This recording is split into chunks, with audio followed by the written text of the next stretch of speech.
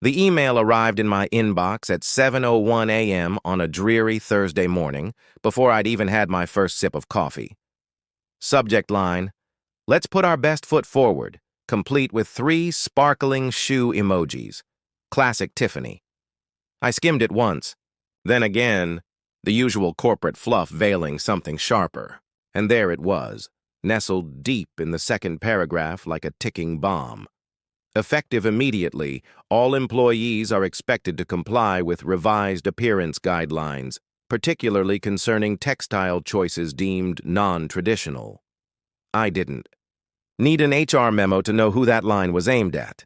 Nobody else in compliance wore wool trousers tailored with precision or structured jackets that fit like armor. Most of my colleagues floated into work clad in sagging khakis or clingy polyester pencil skirts with office-appropriate resignation.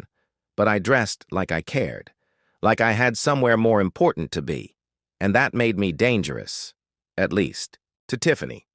Tiffany, 32, HR manager, professional grudge holder in nude pumps, didn't like women she couldn't intimidate. It started months ago when she accidentally glimpsed my salary. I watched her expression freeze mid-smile. Realization, hitting like cold water. I wasn't just another junior analyst scraping by. Ever since then, I was marked. By 10:13 a.m., she breezed by my desk in a cloud of vanilla body spray. "Oh, hey, Mia," she said, voice sticky sweet.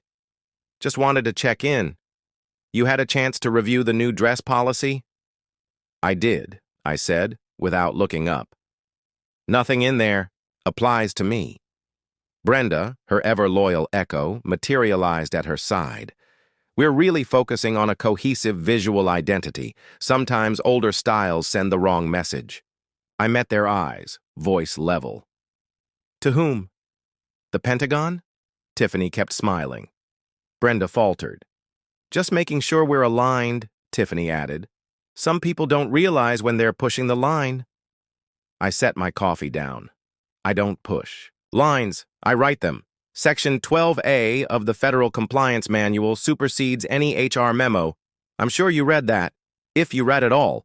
She flinched, but didn't respond. They walked off whispering like they'd just dethroned a queen. At 2:04 p.m., Tiffany returned. "Those pants are interesting," she said loudly, circling like a lioness with a clipboard. Gray wool, tailored, herringbone so subtle it may as well have been smoke. "Section 14B, she said, smiling. "You did read it, right?" I edited it. Found 3 typos. "You're welcome," Brenda fake laughed. "Team synergy starts with fabric integrity." I turned slowly. "Is this a formal complaint?"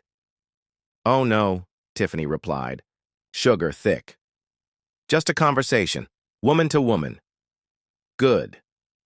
Because my contract doesn't include performative chats masquerading as policy enforcement." Mark, my supervisor, lingered in the hallway, catching my eye. Then bolted. Tiffany leaned in. "With sensitive government contracts coming up, we just want to maintain professionalism." There it was. She knew something was brewing, or thought she did. The Department of Defense cares about data, not dress codes. Her smile cracked. She turned and left. But this wasn't about appearance. It was about control. And they never expected someone like me to push back. At 3:12 p.m., the official invite hit. HR matter, immediate attention required. Room 3C. 15 minutes. No explanation. I walked in ready. Tiffany sat at the head of the table like she was auditioning for a TED Talk. Brenda beside her. Cal Morton, operations manager, filled the third seat, the guy who once told me my audit looked like a novel for nerds. "Mia," Tiffany said, "thanks for joining us." I was ordered to. Brenda opened a script. Her voice wavered. "This is a formal termination meeting conducted in accordance with..." Tiffany cut her off.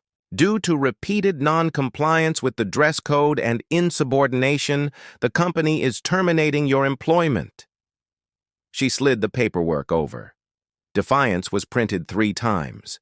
No mention of my federal clearance. No mention of my work on the $50 million contract. Just phrases like team cohesion and behavioral standards. I asked, So I'm being fired for my pants? Among other concerns, Tiffany replied. You have obsessions, I said. I have clearance. Her smile faltered. Then, she spotted the blinking alert on my terminal. DSS system check-in overdue. She smirked. Guess you won't need that anymore. Wouldn't want a security breach, I said. They still didn't get it. I was the only one in the building with the necessary clearance to maintain that contract.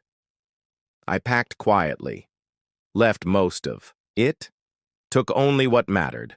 My cactus, my notes, my federal badge, property of DSS, do not discard. I was almost to the lobby when the glass doors opened. 2 people entered. Suits crisp, movements sharp. DSS agents. I recognized them instantly. We need to speak with Walter Phelps and Brian Denning, the woman said. The receptionist blinked. They're in meetings. Can I? Not a request.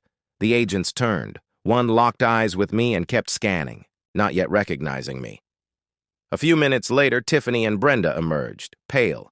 They vanished into a conference room with the agents, and then Brian Denning appeared. Our CEO. Sweating, breathless. He locked eyes with me.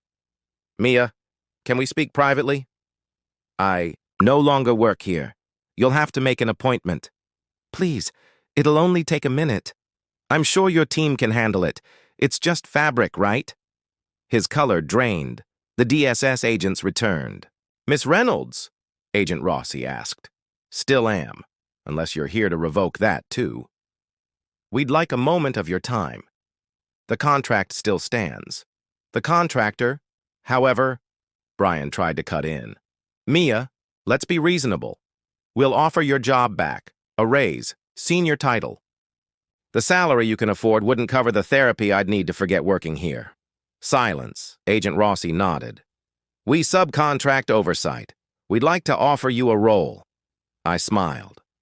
For the first time that day, it felt good. Rossi handed me a card. No title. Just a name and the DSS seal. We work with people who know when to stay quiet and when not to. I slipped it into my pocket beside my badge. By the time I reached my car, the sky had cleared.